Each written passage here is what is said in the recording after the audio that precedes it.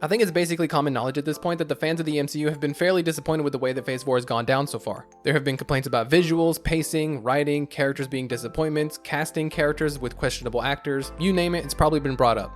And while I did make a video about how the Marvel fandom does take things and blow them out of proportion when it comes to some of their complaints, some of what the general public complains about is entirely valid. And I think most people are getting pretty close to what is wrong with the MCU, but not quite nailing it on the head, so that's what I'm going to talk about today. Phase 4 has easily seen the most Marvel productions of any phase so far, and as a huge Marvel fangirl, I can't really complain about that. I'm not one of the people who finds it particularly hard to keep up with all the Marvel content, because at most it takes up like an hour of my week at a time, so it's not really a big deal. So that sort of complaint doesn't really apply to me, but I can see how some people wouldn't be able to keep up with all the shows and movies if they have more going on in their daily lives.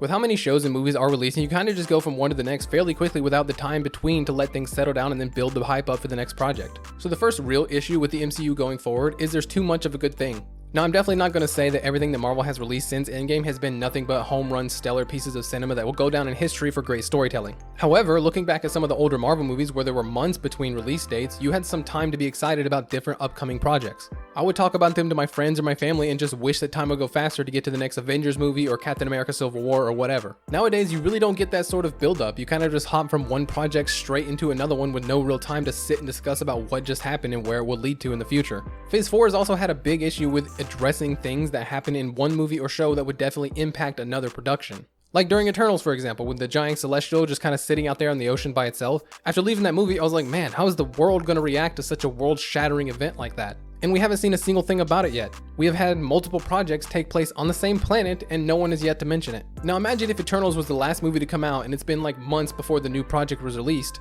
You would be wondering how the world would be affected by what happened, right? Well, not only do we not get time to think about the ramifications of that action, we don't get any sort of answer in any meaningful amount of time, and Marvel productions are still releasing.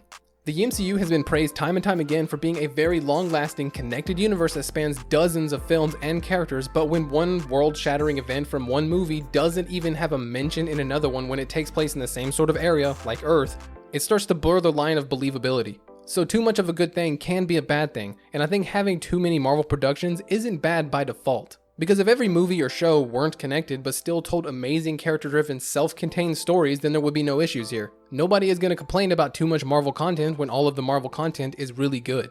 But the fact that the connected nature of the MCU is sort of missing, as well as the character development and cohesiveness of the storytelling, makes the amount of projects become an issue.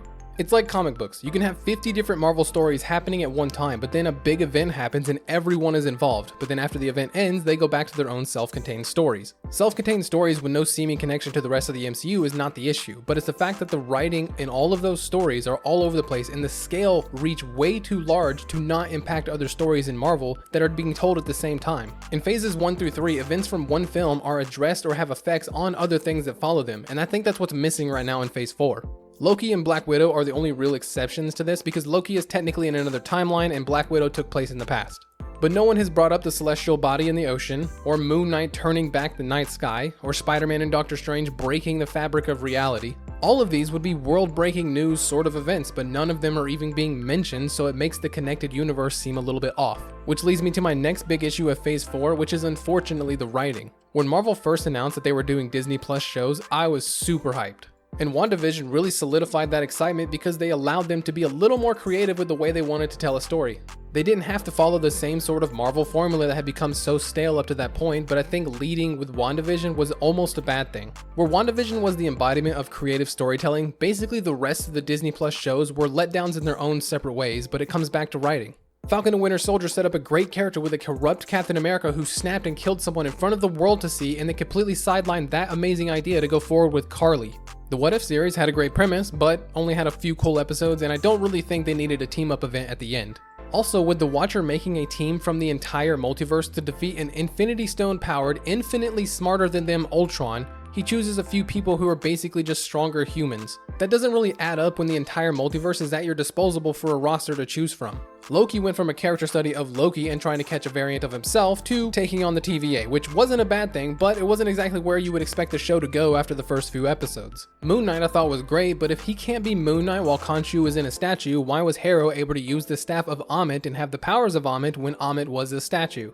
The writing isn't just questionable in the shows, it's also pretty questionable in some of the movies as well. Why do variants look different from one another in some of the movies, but in others they look exactly the same? Why did the Eternals spend all of this time building up a cool concept for a villain just to throw him aside for a pretty average plot twist at the end? They also had a pretty hard time making me feel like they cared about each other. I mean, Thena and Gilgamesh had a great relationship, but the couple you actually tried to sell me on of Cersei and Icarus fell completely flat. Black Widow made a terrible choice with Taskmaster. No, not because they made him a woman, but because they didn't give her any lines. She doesn't have any character at all. She might as well have been just a programmed rogue Iron Man suit at that point because she had no impact character-wise. Multiverse of Madness had a lot of writing problems, mostly revolving around Wanda and the inconsistencies of her powers from one scene to another. Not only that, but also how jarring her character differs from where she was left off at from WandaVision. At the end of WandaVision, she had learned the error of her ways, right? She was sorry that she controlled people and she tried to live in this false reality that no one actually wanted to be in, despite her thinking that she was making everybody happy. But then she goes from being sorry for controlling people to being okay with killing people.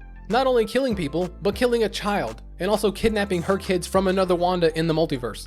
Now, if you wanted to say that the Darkhold corrupted her into doing that, you have to show us something between the two of good and evil, with her struggling to break out of its clutches and not just going from one good character in one movie to a complete villainous one in another. It's like she's flipping a light switch. Sometimes she's good, sometimes she's not. Sometimes she's evil, sometimes she's not. It's just on or off.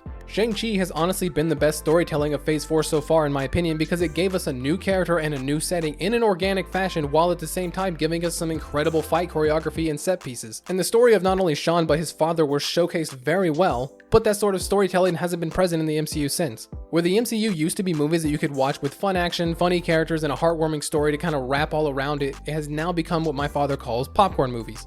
Popcorn movies are basically movies that you go into the theater and expect it to not be that great. You just kind of shut your brain off and just enjoy the ride, like Fast and the Furious franchise or the Transformers movies when those were not terrible.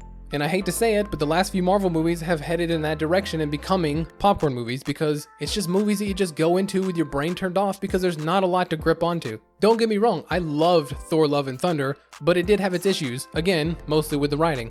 So going forward, the MCU needs to do one of these two things. They can keep the releases coming out as often as they are now, but they need to really hone in on the writing, or they can slow it down a bit, give some time between each project again, because that will by default give them more time to devote more attention to each production and they won't come out feeling so rushed. Again, they can release a new Marvel production every month as long as the writing is good, no one's gonna care. But when the writing is questionable and you're releasing things every month it seems like you really need to slow it down. Let me know your thoughts down below in the comments. Of course, leave a sub to show some love, and have a marvelous day, my dudes.